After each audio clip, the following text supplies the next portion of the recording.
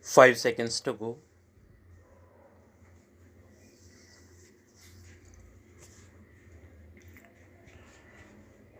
Start. Sir, I think this debate will have a positive and beneficial effect on the settlement of this strike. Most of the members, almost all the members who have spoken here have sympathized with the cause of the workers, the demands of the workers. Nobody has said that the workers are putting forward unjustified demands. Now, unfortunately, some issues have been brought in which have created some amount of confusion. Even in the statement of the minister, which he had made here on the floor of the house and in the other house, for example, I must clear those one or two points. First, it was stated here that the strike was illegal, though there were some confusion in the press. We read that they said that we had not declared it illegal, but it becomes automatically illegal.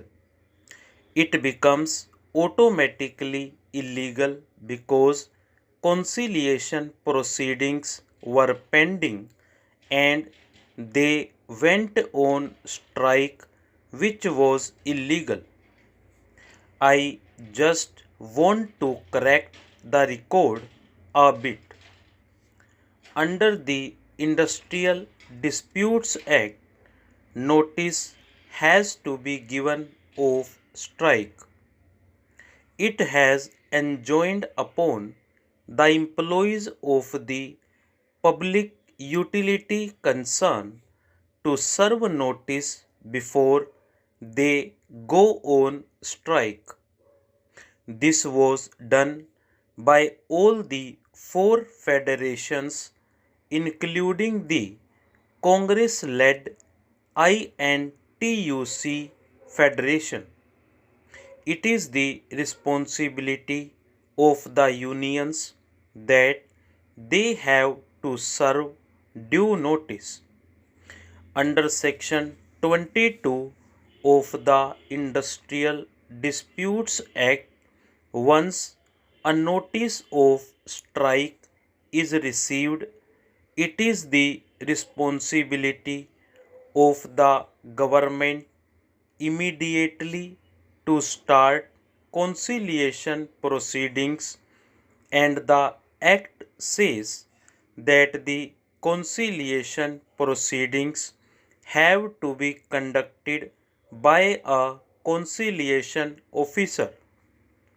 In the present case, no conciliation officer appeared on the scene for the simple reasons that the negotiations were being conducted at the highest level between the minister himself and the leaders of the four federations.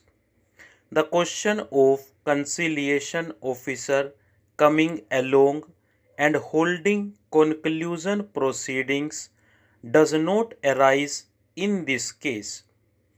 It is not relevant because the negotiations were going on at the top level. Now, to say that conciliation was pending, therefore, the strike is automatically illegal. I do not know why they are making so much out of it except to try to confuse the public that we have done something illegal. It is said that essential services like water supply, firefighting, hospitals, electricity, etc., have been exempted from the purview of the strike. It us quite correct. We always do that. We have also exempted all defense cargo. Any vessels carrying defense cargo will be handled in spite of the strike by us. Passenger vessels will be handled. Any ships which are in distress will, of course, be normally treated as they should be, and whatever work was done during the last 5 days in respect of these matters is being done free by the workers without taking any wages. Do not say that our attitude is an irresponsible attitude. I only want to wish to add my voice to what the other honorable members have said for the use of debating on the demands of grants for the defense ministry, and we are talking of the role of navy in repelling back the external aggression, and here the navy is being used to break the strike of the workers. This is a very unfortunate situation which should not repeat in future. I would tell the government that this is not the proper way to deal with such matters. Such strikes have taken place in many countries. This has not happened for the first time. Many times, railways, dock, and port workers have gone on strike. Longshore men in America have gone on strike so many times. These are democratic countries like ours with a parliamentary government. The army and navy have never been brought in to break the strike. This should not be done. It will have unhealthy consequences. Many honorable members had already emphasized this point. I do not want to go into the details of it.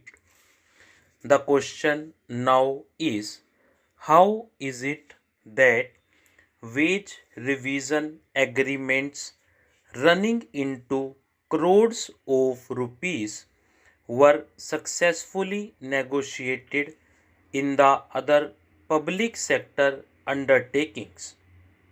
Nowhere it was necessary for the workers to go on strike, neither in coal nor in steel, petroleum, BHEL, or any of the major public sector undertakings where new wage agreements were signed in the course of last 1.5 years.